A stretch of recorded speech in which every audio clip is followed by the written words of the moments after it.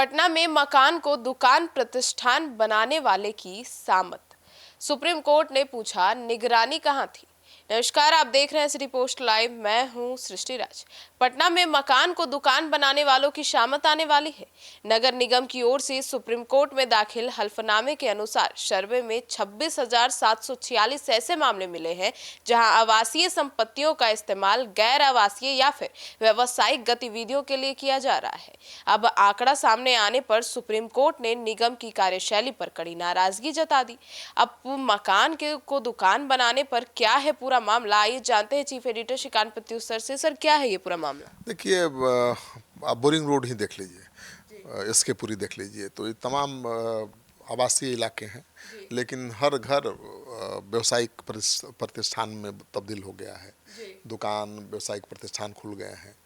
तो नगर निगम की ओर से सुप्रीम कोर्ट में जो हल्फनामा दायर किया गया था, उस हल्फनामे के अनुसार 26,746 मामले ऐसे आए हैं जहां पर घर को, मकान को दुकान बना दिया गया है या व्यवसायिक उसका इस्तेमाल किया जा रहा है। तो आवासीय व्यवसायिक गतिविधियों के लिए इस्तेमाल किया जाना वो गलत है। अगर आवासीय है तो आवासीय इस्तेमाल होना चाहिए, लेकिन ज़्यादातर आवासीय मकानों का इस्तेमाल या तो दुकानों के रूप में हो रहा है या व्यावसायिक प्रतिष्ठानों के रूप में हो रहा है। सुप्रीम कोर्ट ने नगर निगम की निगरानी पर कड़े सवाल उठाए हैं। जस्टिस अहसानुद्दीन अमानुल्लाह और जस्टिस आर महादेवन की पीठ ने कहा कि नगर निगम को इतने बड़े पैमाने पर हो रहे कानून के उल्लंघनों की जानकारी अब तक क्यों नहीं थी। जब तक मामला सुप्रीम कोर्ट के सामने नहीं आया, कोर्ट ने प्रथम दृष्टया इसे संबंधित नगर आयुक्तों की ओर से जिम्मेवारी से पूरी तरह मुंह मोड़ने का संकेत माना है और गंभीर रुख अख्तियार किया। तो ऐसे में मकान को दुकान बनाने के 4 साल के केवल 500 मामले सामने आए थे।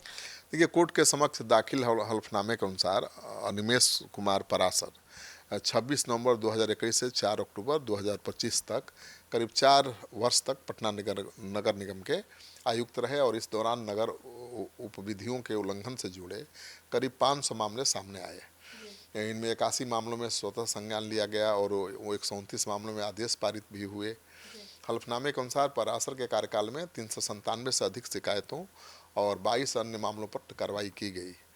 हालांकि सुप्रीम कोर्ट ने करीब 4 वर्ष की अवधि के लिहाज से इन आंकड़ों को संतोषजनक नहीं माना है। सर, तो ऐसे में सुप्रीम कोर्ट ने क्या निर्देश दिए? देखिए, कोर्ट ने कहा कि जमीनी स्तर पर हो रहे उल्लंघनों को लेकर तत्कालीन नगर आयुक्त की ओर से वास्तविक चिंता प्रथम दृष्टया दिखाई नहीं देती।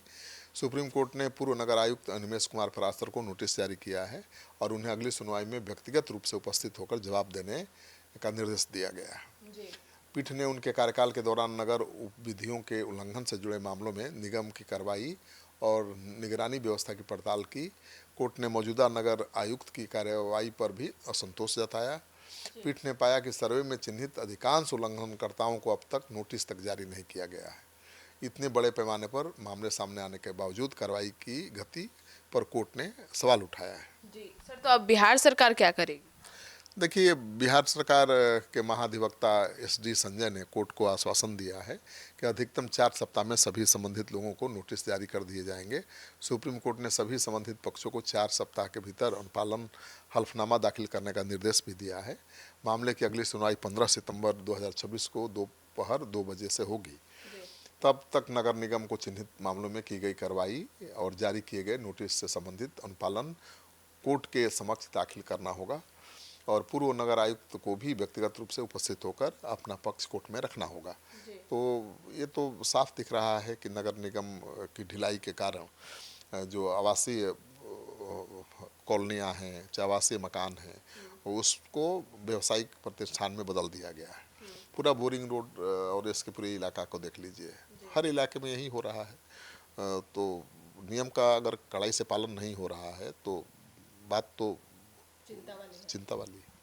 तो सुना आपने, तो अब आपकी क्या राय है इस पूरे मामले को लेकर, जरूर बताइएगा। अब देखना होगा कि इस पर सरकार क्या करती है। धन्यवाद।